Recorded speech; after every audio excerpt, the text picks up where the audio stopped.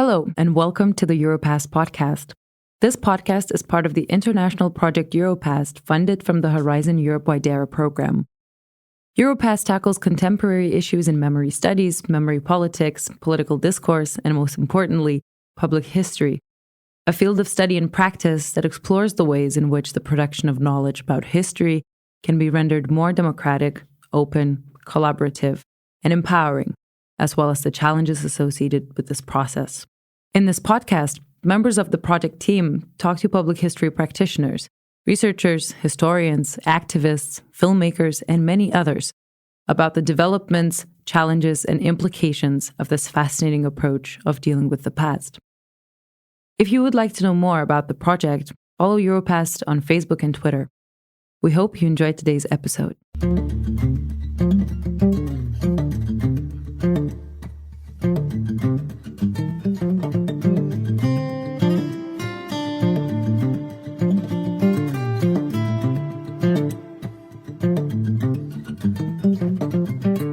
Hello and welcome to another episode of EUROPAST podcast. My name is Violeta Davoliūtė and I'm here with my colleague Rūta Vyšniauskaitė, doctoral researcher at the Institute of International Relations and Political Science.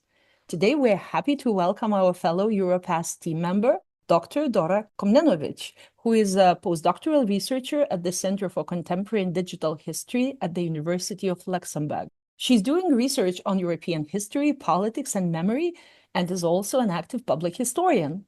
Most recently, in Luxembourg, she organized a fascinating public history initiative called Histofest, which we will talk about today as well. Welcome to the EUROPAST podcast. Thank you very much for inviting me. It's indeed a pleasure to be a guest of a podcast that I once also moderated. I think it was the first episode of the podcast. And it's also great to see that the project is living even after the official end of EUROPAST.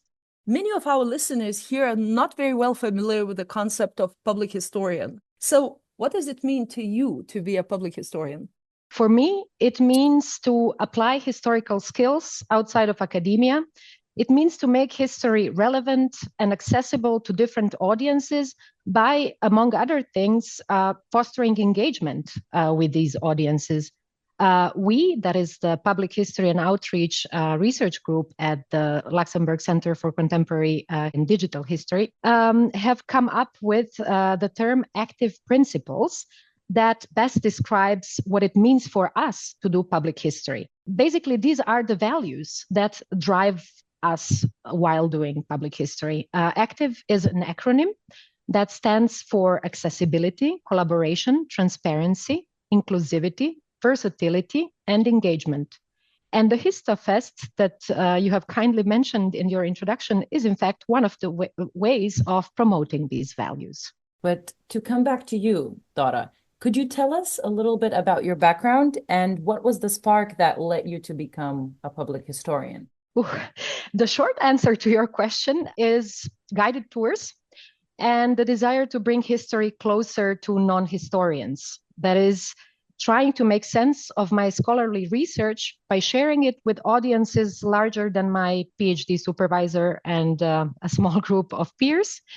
But please let me elaborate on that. I grew up in the city of Rijeka, Fiume, a coastal town on the northern shore of the Adriatic. In the 20th century alone, Rijeka was part of at least 5 or 6 states or entities, depending on how you count them, ranging from the Austro-Hungarian monarchy, the Italian regency of the Carnaro, the Kingdom of Italy, the Kingdom of Yugoslavia, was even an independent state, at least on paper, under German occupation during World War II, then a part of socialist Yugoslavia, and finally since 1991 of Croatia.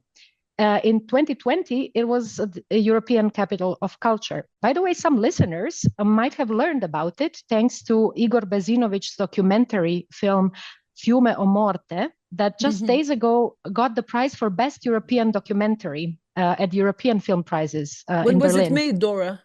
Well, it was a 10-year project. Okay. So they started sometime around 2015, but it was completed in 2025, and it premiered in Rotterdam last year in January. And this film thematizes the short-lived occupation of Fiume by the Italian poet Gabriele D'Annunzio, which took place in 1919, 1920. And in my opinion, this film is a magnificent example of public history on screen, besides being a monument to the city of Rijeka or Fiume and its residents. Anyhow, I went to an Italian elementary and high school there, and later studied international relations and diplomacy in Gorizia, that is at Trieste University in Italy. Gorizia is a border town in northeastern Italy that was split in two after World War II. So the historical center was kept by Italy, while in the outskirts, Yugoslavia developed a new town, Nova Gorica. It was nicknamed the Small Berlin. By the way, this seems to be a kind of a leitmotif of my biography, ending up in formerly divided cities. The border between Italy and Yugoslavia, for instance, once also passed through the very center of Rijeka, and then there is Berlin. The city where I actually discovered public history. But first, I went to Bologna, that is for Lee, to study Eastern Europe. And after 2 exciting semesters in Kaunas, this was, by the way, my first encounter with Lithuania and Istanbul, and the year spent working at the University of Bologna, I got the PhD scholarship in Gießen, which is in the heart of Germany, in Hesse, and moved to Berlin a year later. So now I'm slowly coming to that public history part of my biography. So Berlin is dubbed by some Rome of contemporary history. So I started exploring it and later sharing the acquired knowledge with friends and family, and afterwards also with strangers. In fact, it was a colleague and who now is a friend whom I met in Gießen, who told me about a company looking for MA and PhD level scholars to give in-depth tours to small groups. And that was approximately 10 years ago. That's how I started giving history tours in Berlin. And it was this experience that helped me to better structure my thoughts, also to better write my PhD thesis, to learn how non-historians think about history. Just to give you a few examples, many of the people that I encountered during my tours did not really know the difference between the Soviet Union and Russia, or they equalized shortages in the German Democratic Republic, that is East Germany, with hunger. Or, for example, also the wall of Berlin itself. I mean, many people are not aware of the fact that the wall actually consisted of 2 walls with a strip of land, the so-called dead strip, in between. So we should actually be talking about walls instead of a wall, and so on and so forth. But this also led me to start giving tours in museums and memorials. First, I started volunteering in a small apartment museum that belongs to Pankow Museum in the Prenzlauer Berg district of Berlin. And later, I joined institutions such as the Hohenschönhausen Memorial, that is the former Stasi prison. Stasi was the secret police of East Germany. By the way, just to give you a fun fact, even today, when I sometimes am involved in these icebreaker games, you know, at the beginning of conferences or events where people have to get to know each other, you have this game called 2 Truths and a Lie. And I sometimes say that I used to work in a prison. And most people usually think that this is a lie, but it's in fact true, since I worked there as a guide. And later came also the House of German History, which in Berlin has 2 museums. That is the Palace of Tears, which was the former customs pavilion on the Friedrichstraße border crossing, and the GDR Museum. And finally, the East Side Gallery. So at some point, I finished my PhD, which was about post-socialist and post-Yugoslav transformations in Slovenia and Croatia, and the discarding of books from public libraries. And that is when I started working at the Federal Commissioner for Stasi Records in Berlin, that later became a part of the Federal Archives. And there I also did public history, although I have to mention that even before, as a tour guide and later on, I was not really aware that what I was doing is public history. So we developed formats, exhibitions, events aimed at presenting the Stasi records to the general public. And then came the EUROPAST project. So I coordinated not only this one at the Leibniz Center for Contemporary History in Potsdam, but also another Holocaust-related project that is the ERI, the European Holocaust Research Infrastructure. I'm part of it as well, yeah. Yes, at the Federal Archives. And so it was thanks to the EUROPAST project that we met. And this is when I started calling my previous and current work public history. And in fact, even the fact that I'm sitting now in Luxembourg is in a way a byproduct of the EUROPAST project, as well as the Histofest. Wow. What do you think happened? At what point during your professional career, whatever you were already doing, kind of got this label, public history? Also, is what people call public history in Luxembourg, is it the same in Germany, in Rijeka? Is it the same in Trieste? If you could say a few words about that, would be great. Yeah, this is in fact a very good question. Public history is not called public history in each and every country or region. In some places like Poland, I believe it is called history in the public sphere. In Germany, it is rather called applied history rather than public history. But I think it's good that we now have a term, be it applied or public history, that allows us to theoretically reflect upon what we do in practice. So we need to have a framework in order to be able to reflect upon the potential definitions and implications that these definitions have in our practical work. So we might agree or disagree on definitions, but the important thing is to come together and to compare our respective experience. One more question before I give the floor to Rūta and before we turn to concrete examples like Histofest. About these values in Luxembourg that you mentioned, transparency and so on, what is the philosophy behind that? And what is the political project, if you will? If you could reflect on that, would be great. Yeah, so what we try to do with the active principles is to come up with an easy to remember term that summarizes what we care about when we do public history.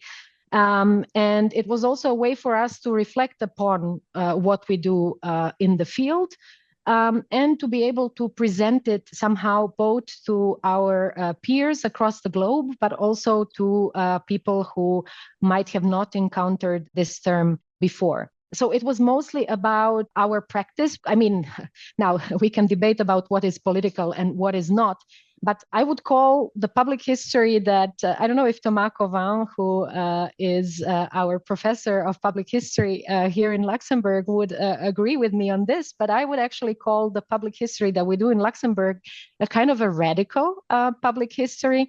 I'm saying this because I think it experiments a bit more with public engagement than this is the case in other settings that are known to me. For example, I have the impression that in Germany, it is much more research focused, and public history is often perceived as either public history teaching with elements of certain projects, which can range from anything between editing a volume or writing a chapter on something to creating an online exhibition, or what is happening in museums. But here, the engagement component is very much important to us. So not just doing history for the public, but also with the public.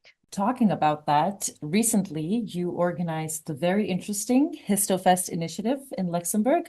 Could you tell us more about it? Where did the idea come from? What is the primary mission? And perhaps how does this initiative relate to these active principles that you were talking about? Yes, I'll be happy to do that. So the History Festival, Histofest, is actually the first history festival of the C2DH, which is the acronym of the Center for Contemporary and Digital History here in Luxembourg. And with that, I do not want to say that there have not been other outreach events before that were also heavily relying on public engagement and collaboration with various institutions.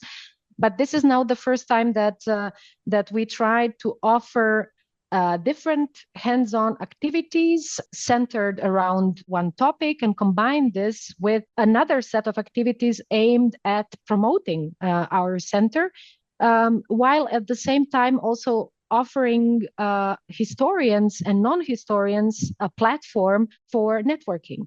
So I would say that the main aim of this festival is to be a promotion event, an edutainment event, if you wish. So education that combines entertainment, and a networking event as well. And what we would like to become is a flagship event of the Young and Thriving University of Luxembourg, and hopefully also a valuable addition to the country's cultural landscape that attracts audiences in and beyond Luxembourg. I would like to ask a question about the academic rigor and engaging storytelling, if you will. So in our context, there are people who some groups want to make, into heroes, others made into anti-heroes and so on. How do you navigate that?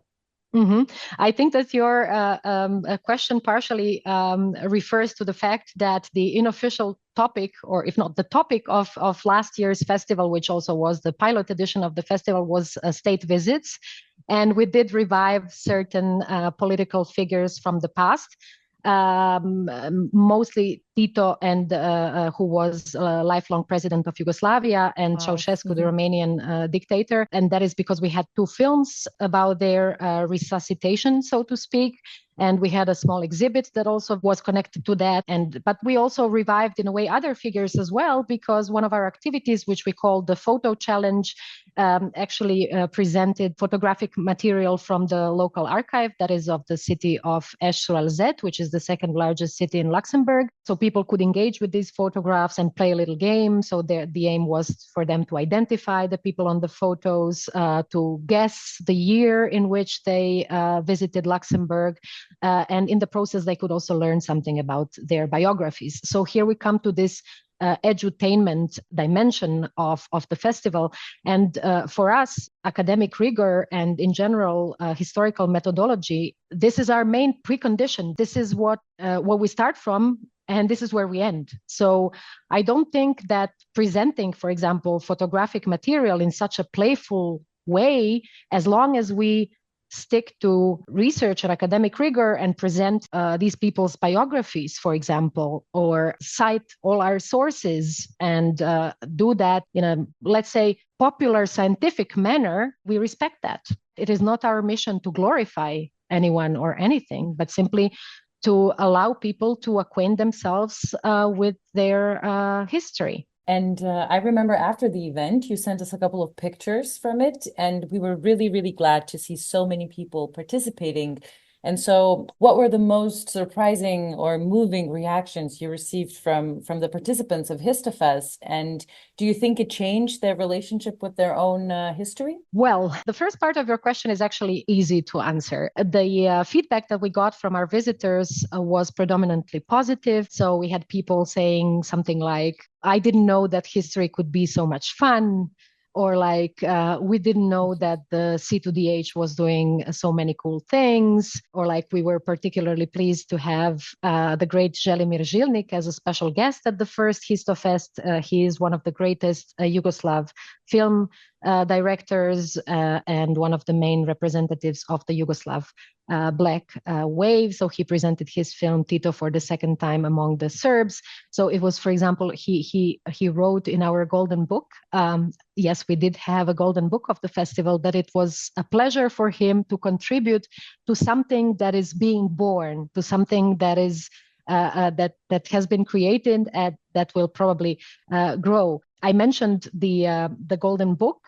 This was in fact both part of our efforts to offer to our audiences an engaging hands-on activity. We in fact had a bookbinding workshop at the festival. So our visitors could create, together with an experienced bookbinder, could create small booklets that they could then take home with them as souvenirs, but they were also contributing to the creation of the Golden Book of the festival, which is beautiful. You might have seen some photos of it. And now to address the second part of your question, which is slightly more challenging. In fact, we did have questionnaires that we prepared, which were given to our visitors both offline. So we had paper questionnaires, and we also had QR codes displayed so people could answer the questionnaire online. One of the questions was, in fact, whether this event has changed the person's relationship to their history. And most answers were, I don't know. And in fact, I think this is something we have to keep reflecting upon. In fact, there's a great deal of discussion also here at the center on how to measure the impact of our outreach events. And we are currently thinking about developing methodologies that would allow us to better elaborate on the results and work with people who visit our outreach events to also see what moves them, what kind of formats they find the most efficient and the most appealing. And just after our meeting today, I will be attending an information event organized by a German association that has created a platform on impact. It's like a work like a task force on impact. So I will be discussing this with them as well. And that brings me to one more short question. So Luxembourg is very neutral ground. Personalities like Tito, a part of this Histofest and so on, seems fine. Could one do something like that in Croatia or former Yugoslavia? And if not, what would be the challenges? Well, it depends on which parts of former Yugoslavia we're talking about. I guess it would create a lot of hate speech and different kind of discussions on social media, mostly in Croatia. Perhaps in Slovenia, a bit less so. In Serbia, I'm not so sure about Bosnia and Herzegovina and Macedonia. So it really depends. But I think we should organize such events also there, because this is a way of discussing this part of history. It's a way of learning about it. This is what we need. We need more discussions and not sweeping things under the carpet. Also, going back to Luxembourg being a neutral territory, what is also important when organizing such events, we noticed and public history in a way is in most cases very much local. You know, had we presented this as two films about two dictators from Eastern Europe, probably we wouldn't have had so many visitors. So you need to have something that connects this to the local context. And this is in fact what we try to do with the whole state visits setup and in general concept. So this was the topic of the pilot edition of the festival. And we did not focus only on these two guys. They were perhaps a bit more emphasized because the two films were about them. Yes. And also because we had a small exhibit, and one item in the exhibit was Ceaușescu's hologram, which is in fact, we shouldn't forget, we're also a center of digital history. And Ceaușescu's hologram is in fact the object of Mihai Greku's film. So we had the hologram brought live to Luxembourg. So, but we, for example, in our photo challenge, we had photos, more than 30 photos of different people, including Pope John Paul II, Queen Elizabeth, right, King Olaf V of Norway, and a lot of other personalities who have visited Eș-sur-Alzette, including Tito and Ceaușescu, who visited in 1970 and 1972, respectively. So with the rise of AI and immersive digital tools, the way we consume history is shifting rapidly. How do you see these technologies influencing the future of projects like Histofest? And do you think technology helps us connect more deeply with the past, or do we risk losing the human element of historical work? The emerging digital tools, including AI, are definitely having an impact on how we engage with history, but not only that, also on how we do research about history, how we do history, how we do public history, for that matter.